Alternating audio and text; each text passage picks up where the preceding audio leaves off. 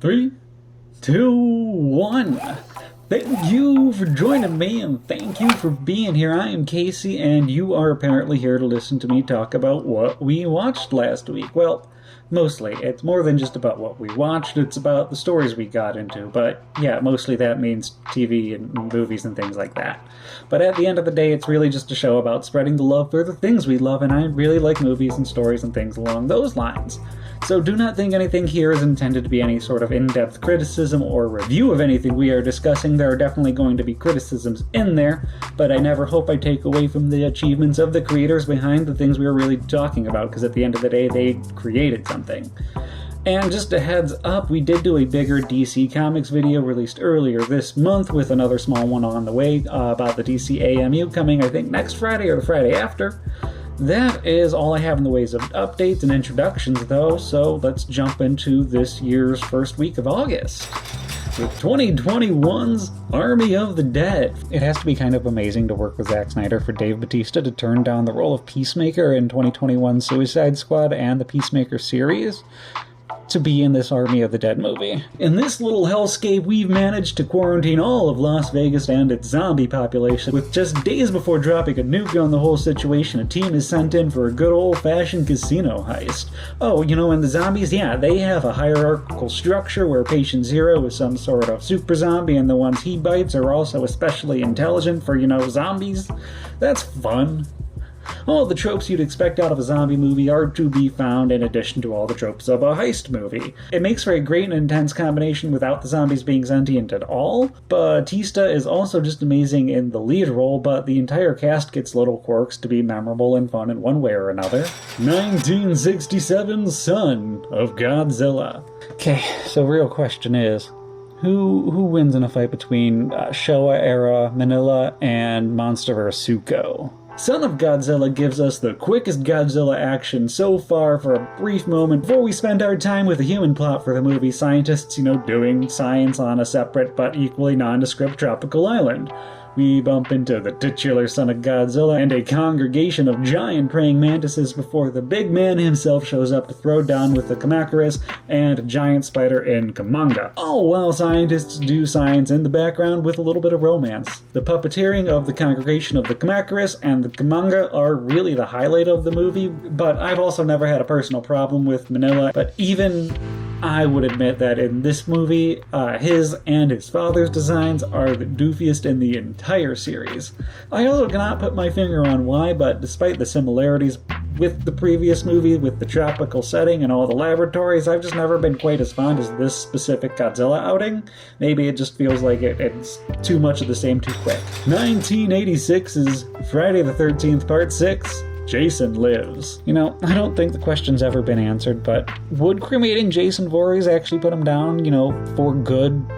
Or for at least a movie? We are back to cabin counselors at legally distinct Camp Crystal Lake. Jason did actually die for realsies 2 movies ago, but we still need movies, so cue up Tommy Jarvis and Lightning so we can have zombie Jason rising to do his thing. Lots and lots of murder of camp counselors. In contrast to Part 5, Part 6 puts back on all the polish from Part 4 to give us possibly the most professional and Hollywood-looking Friday the 13th movie production up until 2003's Freddy vs. Jason.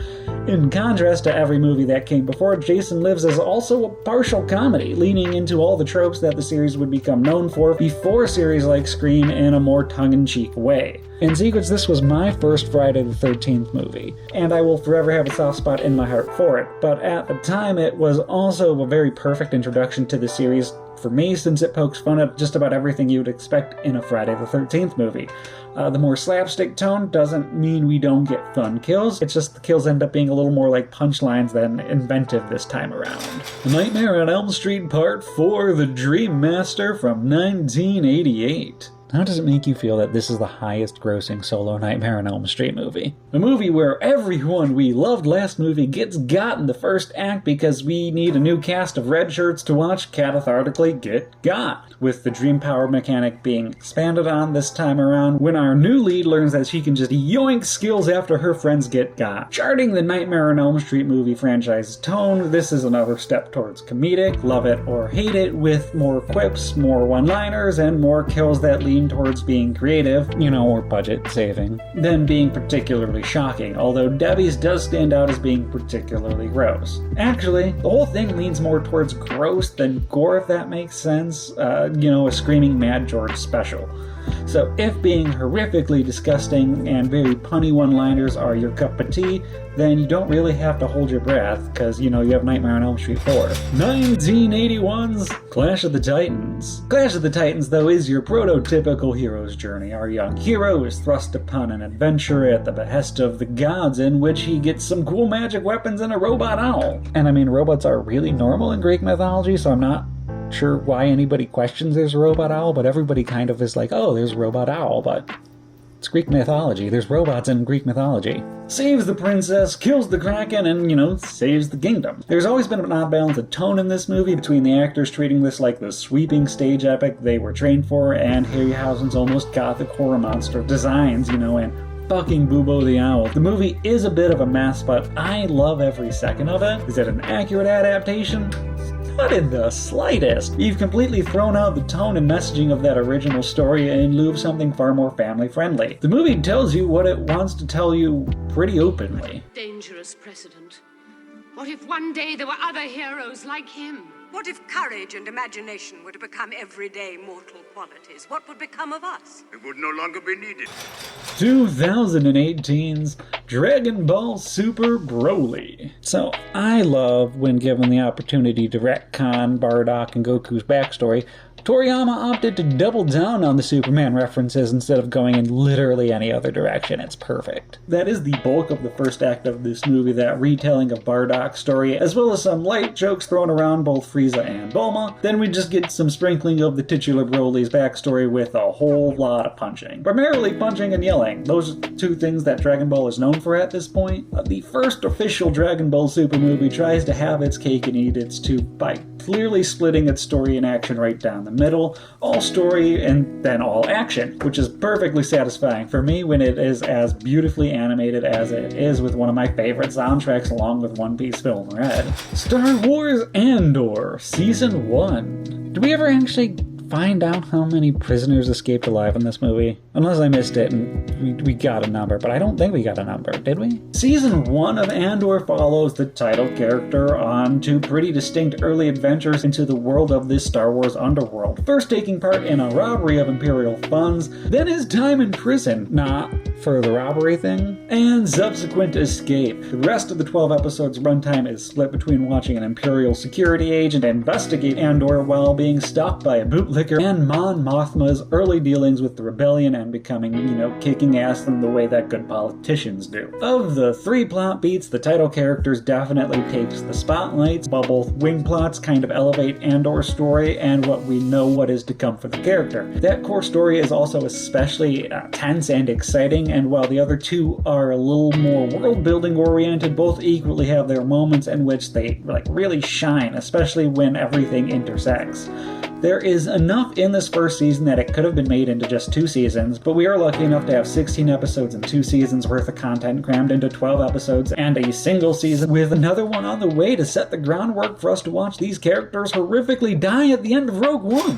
1966's Doctor Who, The Massacre at St. Bartholomew's Eve. So we go from a metaphorical massacre of companions to a more literal massacre in a very historical serial where the Doctor and Stephen decide to hang around friends in the 16th century, unknowingly a few days before the massacre of St. Bartholomew's Eve, a real-life event where French Catholic leaders put together an assassination of, the Huguenot leaders. And if you didn't know, Huguenots are a very specific group of French Protestants that snowballed into the murder of as many of 30,000 Huguenot men, women, and children. It's awful and something I wasn't super in the know about before getting into this episode. So thank you, Doctor Who, that you did what you were supposed to. You educated me. This is absolutely Stephen's story, though, as the Doctor immediately buggers off to hang out off camera while Stephen makes friends with a bunch of doomed Protestants. Stephen's tragedy is only doubled when a Catholic abbot shows up looking identical to the Doctor, and Stephen accidentally fucks a servant girl over in the confusion, making it all the more hurtful when the Doctor just ignores Stephen's pleas to save this girl's life for no real reason. In concept, this is one of the most dour and tragic episodes in the series' history. In practice, it is very much all over the place, while Stephen being confused and lost, making friends with a doomed people for their beliefs is really exceptional stuff. Easily my favorite story writing for a first Doctor run thus far. The Doctor's absence and hypocrisy throughout the story is really palpable, and the emotional weight we would have gotten Stephen's leaving the TARDIS is immediately lost because, psych, new companion Dodo literally runs into the series, and Stephen just changes his mind. Again, we are looking at loose cannon reconstructions that are exceptionally well done for what we have to work with. This is a story works better in this format because of its length and the subject matter. Really, as it stands, this is an amazing showcase for a companion, something akin to the more recent 73 Yards, mixed with the ending Donna didn't want at the end of Fires of Pompeii. Not the whole town. Just save someone.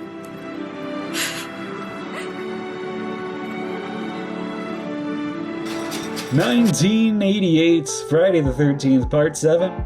A New Blood. Took 7 movies to get to the actor who'd become the fan favorite in the lead role of the hockey masked slasher. Yay for Kane Hodder. 7 movies in, we are doing another group of friends at the cabins for a weekend story. This time with a legally distinct Carrie and our lead girl Tina hanging out next door with her mother and an ass-faced doctor. We also get the little bonus treat of having Tina get visions of Jason's kills as they happen, my favorite addition to the formula in this entire movie, along with an extremely satisfying finale. I cannot highlight that finale enough. Despite the twists to the formula, and most likely because of the neutering of the movie's special effects by the MPAA, this ends up feeling like the most generic Friday the 13th of the franchise, at least thus far. We haven't gotten to Jason Takes Manhattan yet. Not that this hasn't steadily grown on me over the years, thanks to the special effects that did survive in Kane Hodder's iconic silent performance. 2010's Clash of the Titans. Okay, riding off the heels of the second grade sword and sandals boom, we have Clash of the Titans, a remake of an extremely loose adaptation of who knows what translation of the classic Greek story of Perseus. This time fueled by revenge instead of just being heroic, we get to the same place and all the same heroic things, save and fight monsters, big and small, save the princess, this and that, except now we have an even bigger bad in Hades and a very fierce message to fuck the gods and everything they stand for. We also make Perseus more of a John McCain type character this adaptation, making him an everyday man and a fisherman who has to train through a single montage by Mads Mikkelsen to become a proper Greek hero, while Liam Neeson and Ralph Fiennes chew the entire room they are given to personify the primary deities and brothers in Zeus and Hades. The biggest loss, though, we feel in this movie is that of Bubo the Owl, delegated to a cameo instead of being given the room to shine as the true MVP we all know Bubo is. Followed by 2012's Wrath of the Titans. Listen, I know the low-hanging fruit for a bad guy god is a god of the underworld and the god of war, but just once I would love a purely malevolent Hera in one of these movies. But no, in the sequel to the remake of the loose adaptation of an unbeknown translation of the Greek myth of Perseus, we have more bad Hades, plus an early heel turn from Ares, forcing our protagonists onto a second quest, this time to free his father Zeus from the underworld while helping a recast and recharacterized Andromeda fight off a war with every recognizable or creepy Greek monster we didn't get to in Clash. It is fun to see another adventure that does move the characters forward so far ahead and also takes a swerve by not giving us a damsel in distress to save, but largely Wrath is a whole lot of the same of what we got before, right down to the winning by one-shotting a mountain-sized monster with a big magic weapon on a flying horse. 1966, Doctor Who, The Ark. Here, we are introduced to our new companion, Dodo, by her running right off of the TARDIS and immediately running out and becoming the Typhoid Mary of the common cold. Cold Carol? For one of the last human-bearing spaceships in existence, meaning the Doctor has to science the shit out of the day to avoid extinction and to stop a plague from wiping out the human race and the alien slaves they just kind of have hanging around, who do get a bit of justice during the second act of the serial. Stephen gets his own little B-plot halfway through as well, so we can have the Doctor and Dodo interact and see how they kind of bounce off each other, which feels no better or worse than Vicky that came before, just a little more rushed in the bonding of the characters, I think. It does feel weird how okay everyone seems to be with the guardians of the human race just casually having slaves, but the fact that that being the entire point of the second half of the story does address a lot of that in the Doctor's cavalier attitudes. The story also is essentially broken up into two halves 2 episodes each, making the pacing really excellent. I think this is the best paced story in all of the first Doctor's run. Batman Caped Crusader, Season 1 from 2024. My favorite change to the Batman lore in Caped Crusader is all of the Robins becoming pre-orphaned easy. Caped Crusader takes its primary inspiration from 3 places: Batman's original Golden Age comics run in tone and in the costume, and Frank Miller's Batman Year One in the characterizations and the story, mixed with showrunner Bruce Timm's own Batman the Animated Series characters, as well as his love of that Art Deco style, making itself stand out by really leaning into those Golden Age roots and giving us a series that steps one step further than the animated series when it comes to showing a few more of those adult themes. The series released the gender-swap penguin in Oswald the Cobblepot, and the character was a specific standout in the series' debut episode, one of my favorites in the series, along with the 4th episode, which centers around the cops hunting Batman in ways reminiscent of that Year One story. And speaking of Batman, this is intentionally a more withdrawn and psychologically fucked interpretation of the character, distinctly calling one of my favorite interpretations of Alfred just Pennyworth throughout the entire series. This is a Batman that truly needs therapy, not that Gotham has any kind of stable mental health program, clearly. I know Bruce Timm has also promised to keep the Bat family incest to an absolute minimum, but every time I see Barbara Gordon on screen, I scream internally to please stay away from Batman, please and thank you. Her inclusion and the changes to her that make her more involved in the series and the stories from the beginning really work for me in this context, and leads to some snowballing of changes in a few other characters that I won't spoil, but equally I found interesting and excited for whatever comes next season. 2024's Kingdom of the Planet of the Apes. So the movie dropped on Hulu and Disney Plus this week, and so why not revisit a classic hero's journey that centers around our ape protagonist rescuing his village from a generally ambivalent ape king in Proximus Caesar, who's also hunting the human that's hanging around the whole time. In my previous talk about this movie, I worded my complaints as not liking the kingdom because we don't see too many apes. It doesn't feel like a kingdom. That is untrue. There are plenty of apes on screen, but it still doesn't feel like a kingdom, maybe because we don't see any real infrastructure, like how are the apes eating and where are the ape shops. Whatever the reason, that's more my problem with the title of the movie than anything, and that's kind of a dumb reason to have a problem with the movie, because I do really enjoy this from beginning to end as the post-apocalypse adventure story that it is. Longlegs from 2024.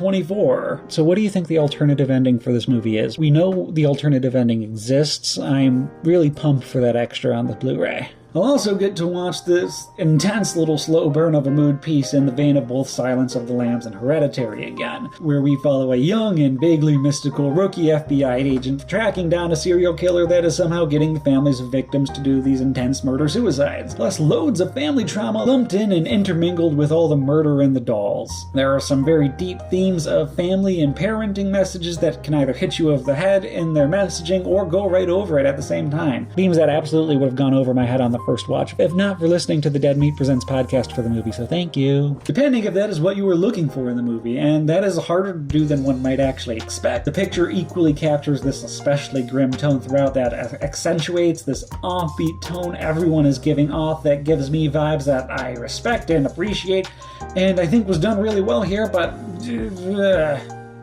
it's creepy. Longlegs is successfully creepy. And yeah, that is everything we really consumed, metaphorically, last week, so thank you for sticking with me through the whole video. I hope everyone got to watch something that is special and fun last week in their own right, though, and I'd love to hear about whatever that was for you. One more time, the next thing we are releasing that isn't our regularly scheduled nonsense is a video on what DC's animated movie universe, how that ties into the DC video we did last week. But other than that, thank you for being here and being strong and being amazing and being you today. Bye!